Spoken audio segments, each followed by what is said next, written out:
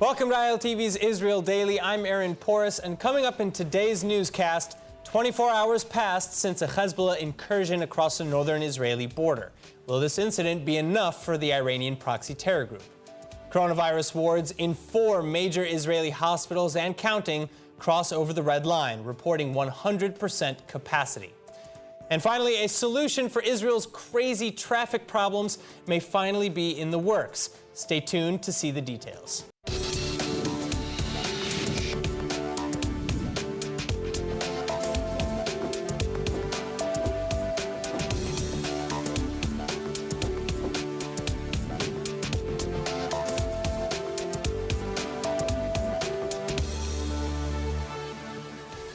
A serious attempted infiltration reported along the northern Israel border, now ending in a game of pointed fingers. Israel warning Hezbollah and Lebanon to knock off the attacks, Hezbollah denying that they ever started. Nittany Manson reports. Smoke rising from the hills seen for miles Monday evening. An exchange of fire reported in the Mount Dov or Sheba Farms area along the Israel-Lebanon border. The IDF responding with measured force against the alleged Hezbollah terror cell. لقد اشتدت الخلية الخط الأزرق الحدودي لأمطار معدودة حيث أطلقت قواتنا النار نحوهم وتمكنت من تشويش خططهم. لم تقع إصابات في صفوف قواتنا. تبقى قوات جيش الدفاع في حالة جهيزية وهي مستعدة لمواصلة أعمالها وفق الحاجة. لا نسمح بالمساس بأمن سكان إسرائيل وبسيادتها. Meanwhile, Jerusalem stressing to the international community that Israel does not want war with Hezbollah, but they won't back down in the face of threats either. אנחנו רואים את הניסיון לחדור לשטחנו בחומרה רבה. חיזבאללה ומדינת לבנון נושאים במלוא אחריות לאירוע הזה ולכל התקפה שתצא משטח לבנון נגד מדינת ישראל. חיזבאללה צריך לדעת שהוא משחק באש. כל התקפה נגדנו תענה בעוצמה רבה. מי שיעז לבחון את עוצמתו של צה"ל יסכן את עצמו ואת המדינה ממנה הוא פועל. ואני מבקש לומר באופן ברור, צה"ל מוכן להגיב, צה"ל מוכן לתגובה. Israeli citizens along the border, for their part, placing full trust in the army to keep its word and keep the peace. At the moment, I'm just living my day-to-day life, doing my own stuff, and thinking if something happens, we'll need to do whatever we need to do, but we're not taking it too much seriously till there's not something serious that's really happening. There are problems here with the borders. But the army is always save us. Yeah, saving us, always. As for Hezbollah, the Iranian terror proxy in Lebanon is denying the event ever happened. Hezbollah sending a statement to Arabic media alleging that Israel fabricated the details of the incident from a place of fear and panic, and that the retaliation for the killing of a Hezbollah fighter in Syria is still coming. Joining me now with deeper analysis on Monday's Hezbollah-Israel border incident, we have Middle East expert and chairman of Professors for a Strong Israel, Dr. Mordechai Kedar. Dr. Kedar, thanks for being with us. Now, what was the goal of this alleged infiltration attempt? Well, Hezbollah threatened time and again that whenever their people will be hurt by Israel, they will retaliate immediately against Israeli troops.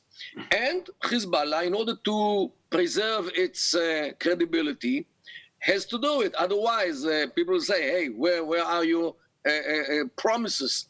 And this is one thing. The second thing is that we have to take into account that this organization now is a very, very weak position or very weak situation. Why? Hezbollah, as you might know, is not only a terror organization.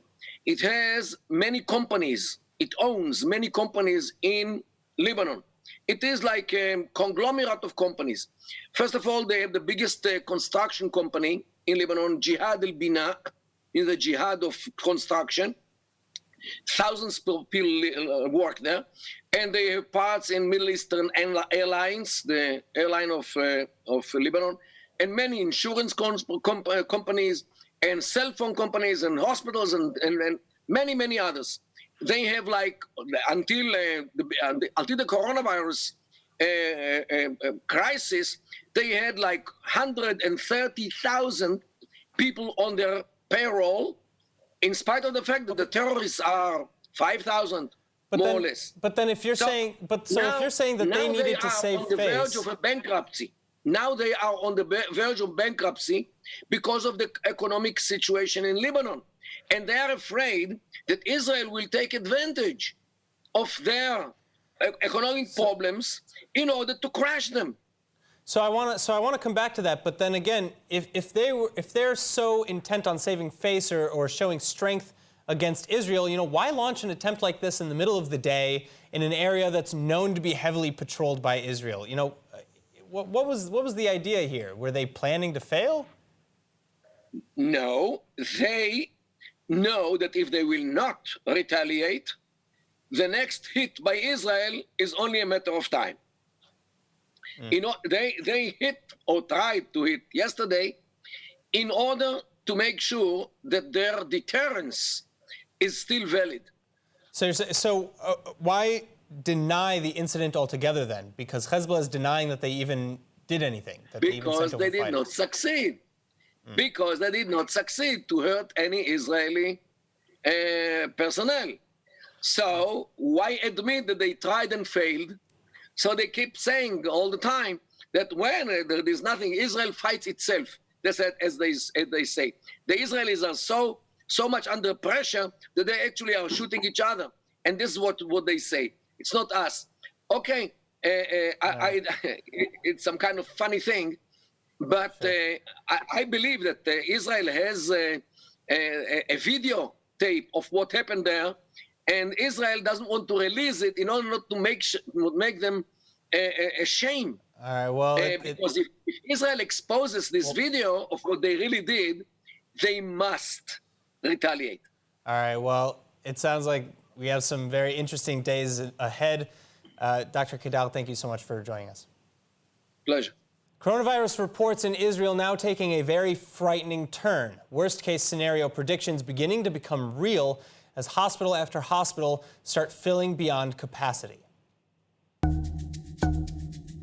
Hospitals are filling up fast now, with 4 Israeli medical centers either reaching or exceeding capacity, and a 5th is already following close behind. Jerusalem's Hadassah Ein Kerem is operating at 120% capacity, 152% in its COVID treatment department. Shaare Tzedek Medical Center is similarly at 104% capacity, 106% in its coronavirus ward. Ben Ichilov Medical Center is hitting 104% and 110% respectively, with Israel's largest hospital, the Sheba Medical Center, now at 99.56% capacity, 90% of its COVID department full. Yet the virus and the pressure it puts on the healthcare system is only getting started. Hundreds of hospital staff being sent into quarantine while COVID continues to spread. Medical workers warning again that soon, coronavirus patients will spill over into other departments too, likely causing complications and delays in surgeries or treatment for other ailments. Another 24 hours with nearly 2,000 new infections, active cases now hitting at over 32,000, over 320 severely ill, and the death toll reaching 480.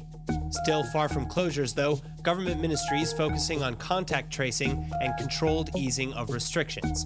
Lawmakers pushing for some theaters and outdoor performances or cultural events to reopen, and for temporarily expanded synagogue attendance ahead of the Tisha B'Av fast, which begins tomorrow.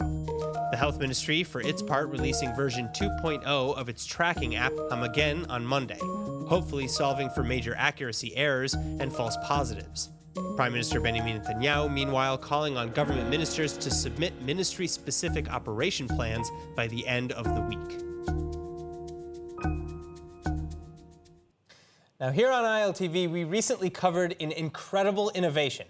Researchers from Tel Aviv University have developed a way to produce environmentally friendly and low-cost alcohol from waste. The ethanol then going into use in cleaners and hand sanitizers, etc., to fight the pandemic. Well, here to tell us all about it is one of the participating researchers and the head of the environmental engineering program at Tel Aviv University, Professor Hadass Maman. Professor, it's an absolute pleasure to have you here. I'm so excited. So how does this process work? How do you convert waste and garbage into booze? So actually, we're taking agriculture waste or paper waste, and what we're doing is that we're breaking down a component that is called lignin by using an ozonation. So it's a technology that we patented recently. Wow. And then in following processes, we ferment it to alcohol, but not for drinking, of course. Right. Of course, of course. So now, what makes it environmentally friendly and cheap as opposed to other processes? Okay, because the normal process for generating ethanol is from corn and sugarcane. So what we did is we're taking actually waste that is abundant. We have like a lot of waste. So we're actually managed in a simple technique to generate alcohol from waste. Well, what made you focus on this issue? How did you come to this? So I'm an environmental scientist, environmental engineer, and what we're trying to do is to look at different components that we have in the environment. So it could be contaminated water, it could be solid waste, it could be all these things. And actually, thinking about it, there's no such thing as waste. We only need to know how to use it. Wow. All right. So, what other than hand sanitizers and cleaning agents, what other uses does this apply to? Okay, so the main goal that we try to do in our research is actually to generate a biofuel. So if we look at gasoline, it has we know all the environmental impacts of using gasoline. So actually, ethanol could replace up to 15% of the gasoline in any car engine without even changing the engine. So that was what our initial incentive that was actually funded by the Ministry of Energy. When all this COVID-19 issues started, we started to look if Israel is self-sufficient in ethanol, and we were surprised to learn that Israel actually imports all the ethanol. We don't produce anything here. We don't produce any ethanol. So with our technology, we can make Israel actually independent. And with all the issues now with the borders being closed due to the corona crisis, we can actually be independent. So this was our goal. All right, well, I mean, this just sounds so incredible, and you're talking about putting garbage and turning it into fuel. I keep thinking of Back to the Future and Doc Brown throwing garbage into the DeLorean. But hopefully we'll get there, and to many other amazing things. Professor Maman, thank you so much for being with us. Thank you very much. All right, it seems that it's one step forwards and two steps back. The Knesset advancing the latest economic stimulus package Monday night. But authorities from the National Insurance Institute say that the money will probably only come August 1st, and that anyways, the first payments will only be for kids. Whatever the case, criticisms of the plan continue, many calling the one-time payment a drop in the ocean, and the ultra-Orthodox complaining that child credits stop at just 3 children. The plan is also provisionally based on an unemployment rate which varies drastically depending on who you ask. So, no longer capable of waiting, many industries are jumping into action. Event halls now joining threats to reopen despite closures, accusing the government of abuse. Meanwhile, for some, need grows to desperation. The High Court on Monday ruling that Israelis cannot use their sick days to cover mandated quarantine orders, meaning that you have to use unpaid vacation days, assuming you even have enough saved. Now, as you probably well know, entry for foreign visitors into Israel currently is still nearly impossible because of the coronavirus pandemic. But who qualifies for that 1% of people who can make it through the border? And what are the hurdles that they have to jump? Here to answer from the law offices of Cohen, Decker, Pex, and Bosch, immigration specialist attorney Michael Decker. Michael, thank you so much for being with us today. Pleasure. Now, who can enter Israel according to the current guidelines? Well, currently, in general, there is no entry into Israel. However, there is a policy that includes therein a list of exceptional cases. So, including in those cases, you have spouses of Israeli citizens. However, they need to be registered as spouses within the Interior Ministry in Israel, meaning on the sefach of the Teudat Zehut of the Israeli, it's written that he's married based on this specific relationship, of course. So someone like that can enter. And also, let's say, a spouse of an Israeli that opened a joint life application already in Israel, whether they're married or not married, even if it's just a joint life application, what's called common law marriage, they can also come in, but they have to prove that they already opened the file at the Interior Ministry in advance. Wow. Children of Israelis can enter the country if they didn't register them as Israelis. Yeshiva students today can enter. Okay, so there are a couple exceptions here, not many, but a few. And of course, you have the 2-week quarantine once you get there. Everyone has to prove 2 weeks quarantine. Also, they need insurance proving that they are covered for corona. Issues. But so, some of this red tape that you've started talking about in terms of, who applies and under what circumstances and what do they have to do beforehand. So I'm assuming that's where your law office comes in. How does legal expertise help in these cases? When someone contacts us, and honestly, the amount of people contacting us for entry into Israel has much more than even tripled because of the situation. Wow. No one is allowed entry, so you can imagine how many, especially couples, there were many situations where a woman gave birth here and her spouse was abroad and the father of the child wasn't able to be in the country. So we get very, very heart-wrenching emails, and people are contacting us with very difficult situations. But if they meet one of the exceptions, then we usually say, no problem, we can help you, and we will contact the Ministry of Foreign Affairs and try to get the approval. But some cases don't meet any of these exceptions. And also for them, sometimes we can find solutions. Still find solutions for them? Look, if it's a very extreme case, like I had one case where a parent had dementia and the child was abroad, and I had a letter from the hospital saying that this person may not have many days to live. So I contacted the Ministry of Foreign Affairs, and they saw the situation. They have discretion to allow people in. Sure. That's the bottom line. All right, well, I'm glad that for all these people who need the help, you and your offices are available. Thank you so much for the work that you're doing. It's a pleasure. Thank you very much. All right, now let's talk movement, because even with just a fraction of Israel's cars on the road, thanks to the coronavirus, traffic remains a consistent and major headache for the public. The solution? Taking to the sea. New Transportation Minister Miri Regev has now given the go-ahead to establish a fleet of sea shuttles that will ferry Israelis along the Mediterranean coastline. Modeling the plan after commuter ferries in places like Manhattan, Bangkok, and Istanbul, Israel's ferry system would connect the coastal cities of Hadera, Netanya, Tel Aviv, and Ashdod, literally halving the times for similar commutes by car. But best of all, Regev wants the sea shuttles to be subsidized like bus services, making them an attractive and affordable choice. The only problem is that the details regarding the cost of the system or infrastructure needed are still unclear. Moving across the pond now, with less than 100 days remaining before the United States elections, the Democratic Party has revealed its congressional and presidential platform, exposing key principles in the party's views on Israel. Tuning in to discuss is founder and president of the Jerusalem Washington Center, Gideon Israel. Gideon, thanks so much for being with us. Now, what's changed in the Democrats' policy towards Israel? Well, the 2020 platform is something like we've never seen before. If we thought that the 2016 platform was a sharp shift leftward, this is even more. So let's go through a few of the things. For about 30 years, there was always wording in the platform that said that Israel is there's a special relationship between the United States and Israel, and that Israel is an ally. In 2016, that was already out of the platform, but at least there was language that said there was a strategic connection. Here, there is nothing about that. Second, there's an equivalency between the Palestinians and Israel in the sense that for the first time, the platform says that the Palestinians have a right to a Palestinian state.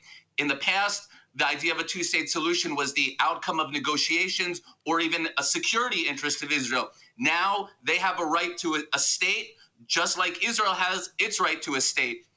In addition, the platform states that that they are against all incitement and terror. Now, for someone who hasn't seen these platforms, they would say, oh, they're referring to the Palestinians. That's what a pro-Israel person might say.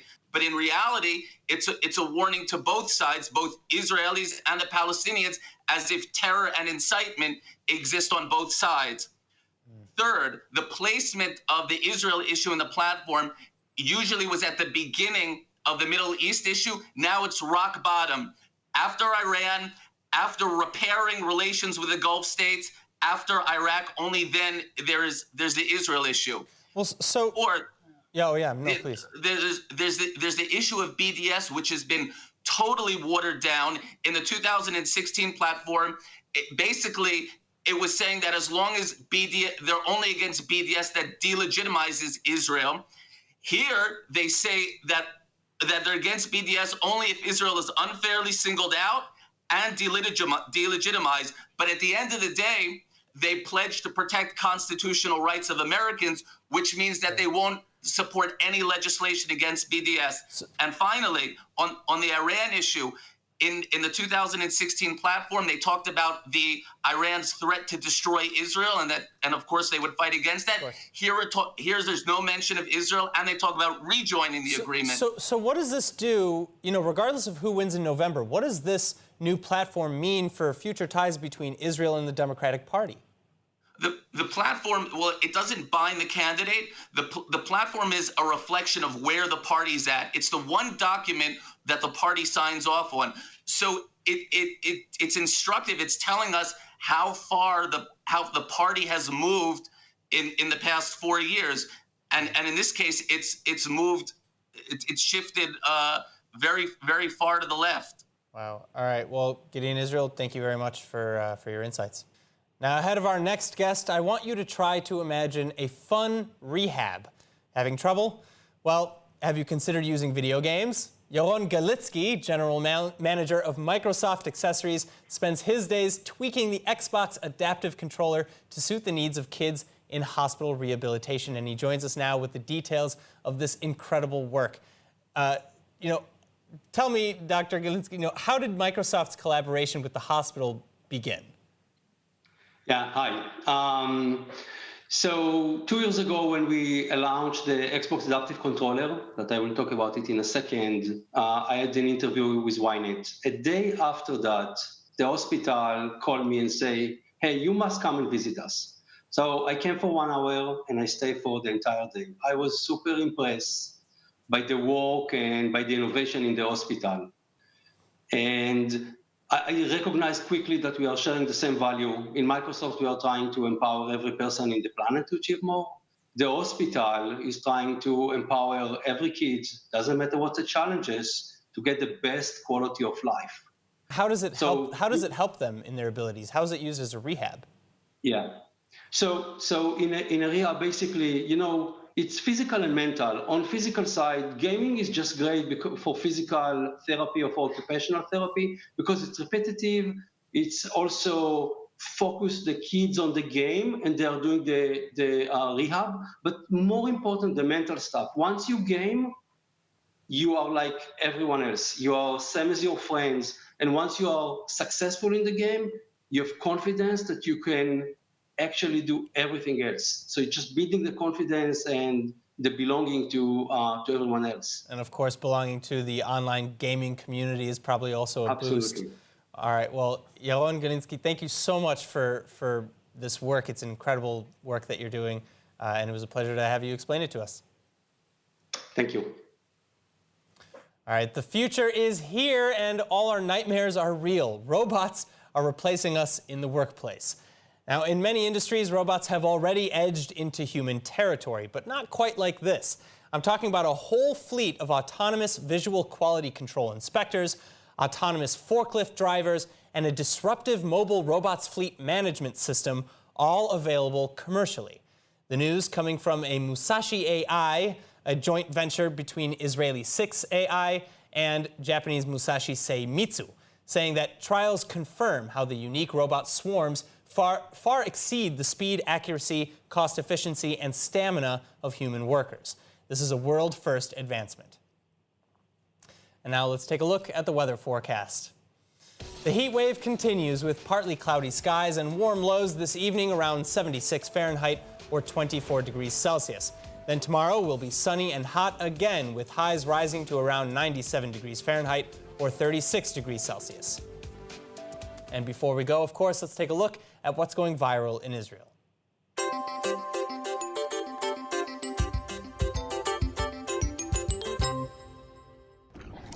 When life gets you down, you know what you gotta do? I don't want to know what you gotta do. Just keep swimming, just keep swimming, just keep swimming, swimming, swimming. What do? We swim. This is the best mashup between a dog video and a Pixar film I've ever heard. Very creative, I love it. All right, that is it for today's news. Today's exchange rate is 3.42 shekels to the American dollar. For more news from ILTV, please like ILTV on Facebook, follow us on Instagram, and subscribe to our YouTube and Roku TV pages. I'm Aaron Porras. Thank you so much for watching.